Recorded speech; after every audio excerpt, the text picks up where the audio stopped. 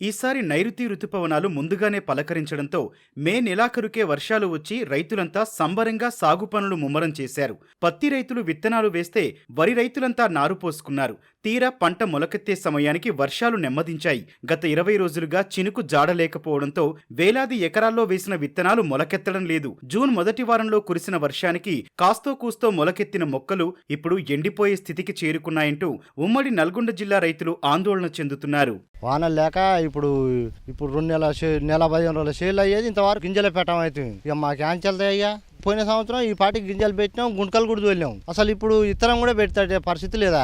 ఇక వానలు ఉన్నాయి, మోయో ఈసారి ముందర కాలం అయింది, ఈసారి ముందర కాలం అయింది అంటే ఈసారి అసలు పోయింది. ఆ కాలం కూడా కావట్లేదు. ఇక మా కాలువ వస్తే ఇక ఇల్లూరు చెర్ల నింటే మా పొలాలు పంతగా మాకు ఆ కాలువలు కూడా వచ్చే పరిస్థితి లేదు. ఒకదామి కుంటలు నింపితే మాకు నీళ్లు సరిపోతాయి, బోర్లు కలుపుకొని పోస్తాయి. ఒకసారి నింపే ప్రయత్నం చేస్తే సంవత్సరం పాటు ఇక మళ్ళీ అటు ఇటు బయటపడతాం. ఈ ఎండలు అట్నే కొడుతున్నాయి, ఈ బోర్లు అట్నే పిక్కపోతున్నాయి. మోటార్లు బోస్తలేవు, వర్షాలు పడతాయి అది అని.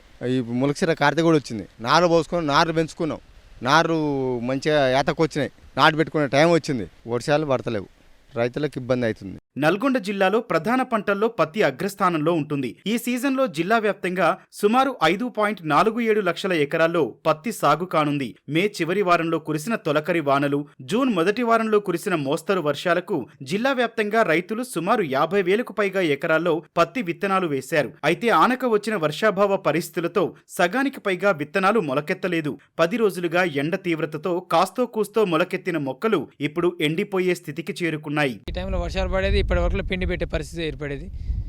ఇప్పుడు కనీసం గింజలు పెట్టిన గిట్లా అవి ఉపయోగం లేకుండా అయిపోయినాయి. ఒక ఎకరానికి కనీసం ఇప్పటికే ఒక 10,000 దాకా ఖర్చు పెట్టాల్సి వచ్చింది. దున్నడం అవుతుంది, గింజలు అవుతుంది, గింజలు పెట్టేయడం అవుతుంది, పుల్ల తిరగడం అన్నీ కలిసి.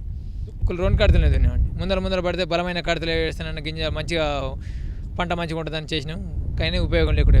దీంతోపాటు ఒక 5 ఎకరాల పొలం కూడా చేసినామండి. నారు పోసినాం, 14 రోజులు నారు కూడా అయింది. ఇక అది నారు మడికి ఒక మడి పడే పరిస్థితి ఉంది, కానీ ఉపయోగం లేకుండా అయిపోయింది సార్. పొలాలు తడిచేటట్లేవు, ఆ బోర్లు కూడా ఇంకిపోయినాయి. మే నెలలో చెడివానలు అనేది పడాక ముందరనే నేను ఆ చెడివానలు అప్పుడే ప్లై వేయించిన. రోన్ కాడితే మంచిగా బాగానే అనుకూలంగా కాలం మంచిగా అవుతుంది అనుకున్నా.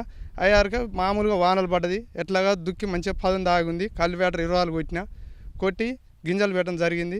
అలా ఏమైందంటే సరే మామూలుగా ముసురు లెక్కన ఉండేవారికి గింజలు పెట్టారు. ఒక ఎకరానికి 2 ప్యాకెట్ల చొప్పున పెట్టేసినాం.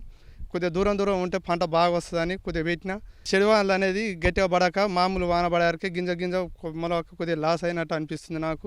10 ఎకరాలలో పత్తి చేనే పెట్టిన మొత్తం చేసినాక ఇప్పుడు వానలు పడతాయని చూసేవారికే ఇలా మొలకలు కూడా ఖరాబ్ అయ్యి బెండ్లు అయ్యి ఉంటే దానికోసానికి కూడా ట్యాంకర్ తీపిచ్చి ఆ వాటర్ పెట్ట జరిగినా కూడా అల్లా ఒక బాల్లే మొలిచినాయి, 2 బార్లు ఖరాబ్ అయిపోయినాయి, పంట నష్టం. అయినా కూడా ఇప్పటి వరకు కూడా రోన్ కాడితలో పెట్టిన గింజ ములక పోయి ఆరిద్ర కాడితే వచ్చింది. అయినా కూడా ఇంతవరకు కూడా వర్షాలు అనుకూలంగా లేవు. కాలువల నుంచి నీరు పారక, ఇటు వర్షాలు లేక పంటల సాగు కనా కష్టంగా ఉందంటూ రైతులు ఆందోళన చెందుతున్నారు. ఇప్పటికైనా వరుణుడు కరుణిస్తే పంటలకు జీవతడులు అందుతాయంటూ వాపోతున్నారు.